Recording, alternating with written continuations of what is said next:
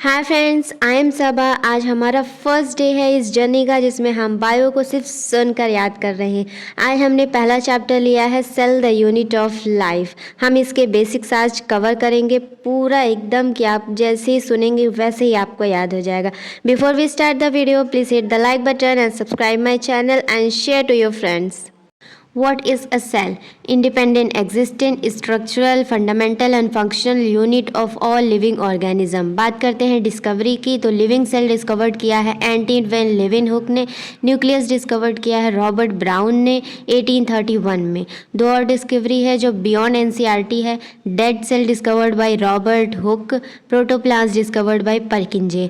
Robert Brown and Robert Hooke में confuse मत होइएगा। डेड सेल की डिस्कवरी रॉबर्ट हुक ने की है, न्यूक्लियस की डिस्कवरी रॉबर्ट ब्राउन ने की है। अब बात करते हैं सेल थ्योरी की। श्लेडेन जो साइंटिस्ट है 1838 में आए, जो कि जर्मन बॉटनिस्ट है, इन्होंने प्लांट सेल के बारे में बताया। शुऑन 1839 में आए, जो कि जर्मन जूलॉजिस्ट है, इन्होंने बताया एनिमल सेल के बाहर प्लाज्मा मेम्ब्रेन होती है, प्लांट सेल के बाहर सेल वॉल होती है, जो कि यूनिक फीचर है प्लांट्स का। इन्होंने ये भी कहा both plants and animal are made up of cell and their products. But इन दोनों की जो सेल थ्योरी इन्होंने दी, उसमें एक लिमिटेशन थी कि इन्होंने नया सेल कैसे बनता है ये बताया ही नहीं, ओरिजिन नॉट फाउंड।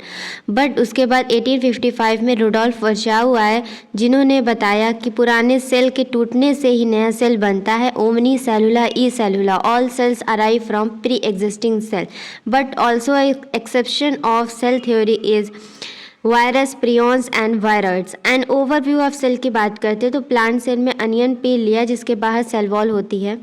देन उसके बाद सेल मेम्ब्रेन होती है। एनिमल सेल में कोई सेल वॉल नहीं होती है, डायरेक्ट जो स्ट्रक्चर उसका बना रही होती है वो प्लाज्मा मेम्ब्रेन ही बना रही होती है। उसके अंदर साइटोप्लाज्म होता है। Cytoplasm is a semi fluid matrix होता है, is the main arena of all cellular activities. सारी लिविंग रिएक्शंस, केमिकल रिएक्शन जो सेल को जिंदा रखने के लिए होती हैं, वो साइटोप्लाज्म में ही होती हैं। अगर साइटोप्लाज्म के अंदर membrane bound organelle plus non membrane bound organelle दोनों प्रेजेंट है तो वो यूकैरियोटिक सेल है। अगर सिर्फ non membrane bound organelles present है तो वो प्रोकैरियोटिक है। न्यूक्लियस होता है, न्यूक्लियस जेनेटिक मटेरियल उसके अंदर होता है। 2.2 मीटर का जो है होता है, वो आगे चल के कंडेंस फॉर्म करके क्रोमोसोम बना लेता है। अगर न्यूक्लियस जो मेम्ब्रेन बाउंड है तो यूकैरियोटिक है, अगर नॉन मेम्ब्रेन बाउंड है तो प्रोकैरियोटिक है।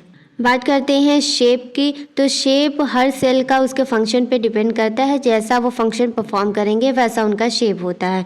बात करते हैं साइज़ की, तो सबसे स्मॉलेस्ट सेल है माइकोप्लाज्मा, जिसका टेक्स्ट में साइज़ दिया है 0.3 micrometer in length and diagram में साइज़ है 0.1 माइक्रोमीटर इन लेंथ। बैक्टीरिया का साइज़ है 3 to 5 micrometer in length. RBC का साइज़ है 7.0 micrometer in diameter. Longest cell neuron है, लार्जेस्ट सेल ऑस्ट्रिच का एग है। तो आज का बेसिक्स यहीं पे कवर अप होता है। आई होप आप सबको सुन के याद हो चुका होगा।